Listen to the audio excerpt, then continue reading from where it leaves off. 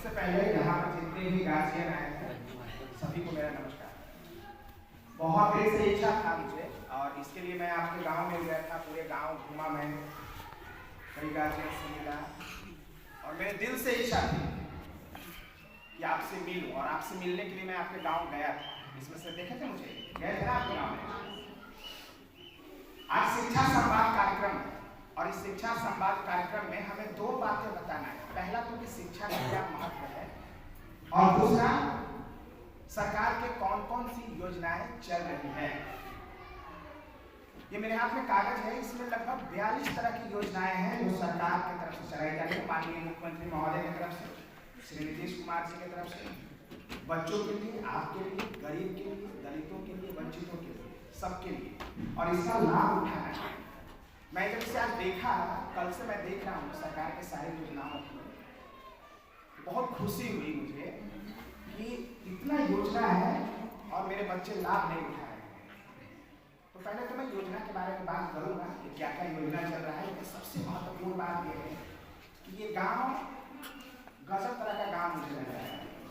मैं जिस गांव से ताल्लुक रखता हूँ वो गांव में आज से लगभग 30 साल पहले, 25 से 30 साल पहले कीचड़ हुआ करता था, गंदगी, लेकिन यहाँ आज भी गंदगी है। इसका मतलब है कि इस बात का सूचक है कि यहाँ गरीबी है, यहाँ पढ़ाई की जरूरत है, यहाँ विकास की जरूरत है। एक बात याद रखिएगा, अगर आपके बच्चे को, अगर आपका विकास चाहिए तो आपको अपने बच्चे को पढ़ाना ही पड़ेगा, तो आपको अपने बच्चे को पढ़ाना ही पड़ेगा। दूसरा कोई उपाय हो ही नहीं सकता। अगर आपको इस गरीबी से, गुर्बत से निकलना है तो आपको अपने बच्चे को पढ़ाना ही पड़ेगा, दूसरा कोई उपाय नहीं है। तो पहला बात तो यह है शिक्षा संवाद कि अपने बच्चे को मन से पढ़ाइए, प्रतिदिन भेजिए। पहले तो शिक्षक की कमी थी, यानी बोलिएगा, कुछ बोलिएगा। पहले तो शिक्षक की कमी थी, अब हम लोग सब ढेर सारे शिक्षक आ गए हैं और अगले 10-15 दिनों में और 10-15 शिक्षक आएंगे। 8-10-15 जो आ जाए जानकारी नहीं। तो जो शिक्षक आएंगे इसमें कहीं आपको अपने बच्चे को कोचिंग और ट्यूशन भेजने की जरूरत नहीं है। पहले बात याद कर लीजिएगा, हम लोग कोचिंग ट्यूशन पढ़ाने वाले ही थे। हम लोग सरकार के सरकारी विद्यालयों में आए हैं, गांव में आए हैं, तो आपको पढ़ाई में कहीं दिक्कत नहीं होगा। यहाँ पर बच्चा है, मेरा बच्चा है सब पर, जिसको मैं पढ़ाता हूँ। आपके सामने इन बच्चों से पूछिएगा, मैं इन्हें कहता हूँ कि बेटा सरकार ने समय तय किया है 9 से 5, 9 से 5। इधर आओ, इधर आओ, तुम आ जाओ। ये लड़का है जिसे मैं पढ़ाता हूँ यहाँ। मैं इसे कहा कि 9 से 5 अपना सरकार का विद्यालय है, 9 बजे चलता है, 5 बजे तक चलता है। मैंने इससे कहा है कि अगर तुम 9 बजे आओगे ना तो मैं 8:30 बजे आऊँगा। तुम अगर 8:30 बजे आओगे ना तो मैं 8 बजे आऊँगा। बोलिए, बोला हूँ कि नहीं बोला? मैंने बोला, मुझे अपने बच्चों को मन से पढ़ाने के लिए तत्पर हूँ, इसमें कहीं कोई शक और संशय नहीं है। दूसरी बात एक और है, पढ़ाई एक दिन में जाती नहीं है, कोई बढ़ने फूट जाएगा। पढ़ाई लगातार चलने वाला एक प्रक्रिया है, अमरत प्रक्रिया है जो लगातार चलते रहता है और आज से 2-4 साल बाद, 10 साल बाद भी दिखेगा। जब आपका बच्चा पढ़ेगा, नौकरी करेगा, फिर 40-50 हजार रुपए की जब नौकरी रहेगा और वो आपको हाथ में पैसे देगा, तब पता चलेगा कि आज की पढ़ाई ये एक दिन में क्या पता चल जाएगा, आज सुबह आएगा शाम को क्या पता चलेगा। तो सबसे अहम बात ये है। दूसरी बात ये है कि सरकार को शाम को भी पढ़ाने का एक जानते ही, तो हम उसके लिए भी बोले। तो जो सरकार के पढ़ाने का योजना है 30 में 30 दिन प्रतिदिन पढ़ाना, प्रतिदिन हम लोग पढ़ाएंगे, मन से पढ़ाएंगे, कहीं कोई शक और संशय की गुंजाइश नहीं। अब सरकार की कुछ योजना है और प्रत्येक शनिवार को गार्जियन के साथ हम लोग बातचीत करते हैं।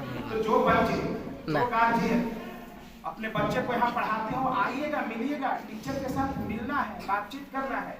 आपका बच्चा में क्या कमी है, वो क्या घर पे बदमाशी करता है, आप हमसे बताइएगा, हम इसको सुधार करेंगे, तो अपने पढ़ाई लिखाई होगा। यहाँ पे सब लगभग गरीब लोग हैं, अमीर तो कोई नहीं, ये बात तो तय है। अमीर के बच्चे जब पढ़ते हैं प्राइवेट स्कूल में, तो अमीर के माता पिता जो होते हैं अपने बच्चों के लिए स्कूल जाते हैं मिलते हैं। आप क्यों नहीं आते हैं यहाँ हमसे मिलिए? मैं यहाँ पे बैठा रहता हूँ, आपके लिए इंतजार में बैठा रहता हूँ। आप हमसे मिलिए, बच्चा बदमाशी करे, हम लोग मिल करके उसको कंट्रोल करेंगे। अगर आप लोग अगर अपने बच्चों को मुझे सुपुर्द कर देंगे तो बाकी हमारी जवाबदेही है कि ये कैसे पढ़ेगा, ये ना पढ़ेगा, ये हमारी जवाबदेही है। जो कुछ भी हमारा इलाज है तो हम जानते हैं कि हम इसको करेंगे। हम लोग बढ़िया से पढ़ाना जानते हैं, इसमें कोई शक है नहीं। अब समय से हम लोग आते हैं, इसमें कोई शक है नहीं। तो हम आपसे निवेदन करते हैं कि आप ना सिर्फ अपने बच्चे को यहाँ पढ़ने भेजिए, बल्कि सप्ताह में एक दिन हमसे मिलने जरूर आइए। ये जरूर पूछिए कि मेरा बच्चा पढ़ रहा है कि नहीं पढ़ रहा है। अगर पढ़ रहा है तो कितना पढ़ रहा है, नहीं पढ़ रहा है तो कितना पढ़ रहा है, प्रतिदिन आता है कि नहीं आता है, कोई बदमाशी भी करता है, कोई आपके साथ गलत व्यवहार भी करता है। ये बातें होनी चाहिए ना, तब ना मैं इसको अधिकार से पढ़ाऊंगा और तब ना हम अपनी ताकत लगा देंगे इसके प्रति। ये अगर कोई बदमाशी करेगा और हम और आप अगर मिल जाएंगे, एक मैं गुरु और आप माता पिता मिल जाएंगे, तो किसी बच्चे की हिम्मत और साहस है वो हम लोगों से बाहर निकल जाए? सवाल ही नहीं। तो ये बात भी हम लोगों को समझना है कि ना सिर्फ ये हमारी जवाबदेही है, बल्कि आपकी जवाबदेही है, आपकी जवाबदेही है।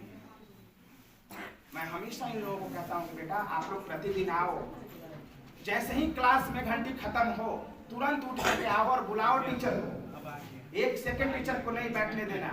ये बात बोलिए, मैंने बोला है कि नहीं बोला है? बोला है कि नहीं बोला है? तो मैं हमेशा, इसमें कोई सरकार नहीं है, यहाँ कोई सरकार के डर से नहीं बोलता हूँ, बल्कि अपनी इच्छा से बोलते हैं कि हम बच्चों को पढ़ाएं।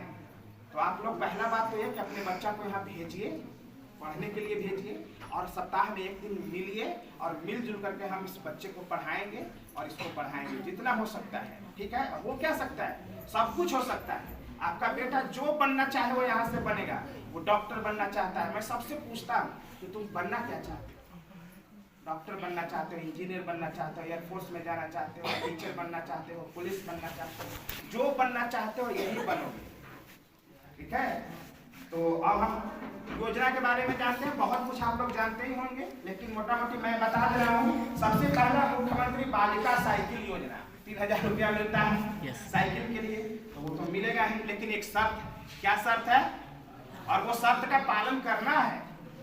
ये नहीं है कि जो हमारे प्रभारी प्रधानाध्यापक सर है, राजेंद्र सर है, उनको जबरदस्ती आप लोग करेंगे, तो ये ठीक बात नहीं है। 75% हाजिरी होनी चाहिए, तब आपके बच्चा को मिलेगा। ये कोई यहाँ पे पैसा मिल रहा है जिस उद्देश्य के लिए, वो उद्देश्य पूरा होना चाहिए ना।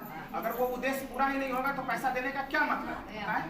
तो 75% हाजिरी आपका अटेंडेंस यहाँ पे उपस्थिति होना चाहिए, तभी आपको इस योजना का लाभ मिलेगा।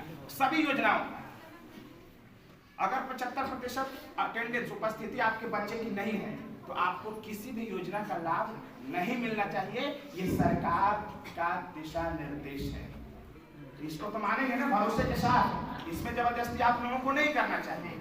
और मुझे लगता है और कम से कम इसी बहाने आपका बच्चा पढ़ने आएगा तो पढ़ेगा, समझ पढ़ेगी, समझ पढ़ेगी तो बढ़िया नंबर लाएगा मैट्रिक एग्जामिनेशन में, इंटर के एग्जामिनेशन में बढ़िया नंबर आएगा तो फिर आगे उसकी नौकरी लगेगी, और जब नौकरी लगेगी तो पैसे मिलेंगे तो जब आप बुढ़ापे में बीमार हो जाएंगे तो आपका बढ़िया से इलाज होगा, आपका इलाज बढ़िया से होगा तो आपका जीवन बढ़िया से चलेगा। सोचिए, बच्चा स्कूल आया और आपके बुढ़ापे की बात हो, सब कुछ जुड़ा हुआ है, सब कुछ जुड़ा हुआ है।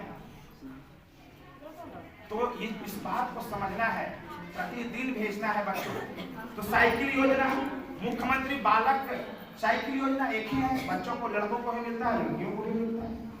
मुख्यमंत्री बालक पोशाक योजना, इसमें कई तरह के हैं, इसमें यहाँ 6 से 8 तक के बच्चों को 700 रुपया मिलता है। मुख्यमंत्री बालिका पोशाक योजना 6 से 8 तक के बच्चों को मिलता है 1000 रुपया, और बाकी नीचे वाले को 700 रुपया, और वो सब हम लिख करके आप लोगों को दे देंगे। बस इतना बात याद रखें। मुख्यमंत्री बालक पोशाक योजना, बालक के लिए, बच्चों के लिए पोशाक की राशि मिलती है, लेकिन सब जगह 75% होना चाहिए। 75% नहीं तो कोई छात्र नहीं। इसी बहाने कम से कम बच्चा पढ़ेगा तो। ये तो बढ़िया चीज है, सरकार ने अच्छा किया है। मुख्यमंत्री बालिका पोशाक योजना, लड़कियों के लिए पोशाक की राशि देती है। और सुन लीजिए 9-10 के बच्चों को 1500 रुपया, 9-10 के बच्चों को 1500 रुपया। प्री मैट्रिक योजना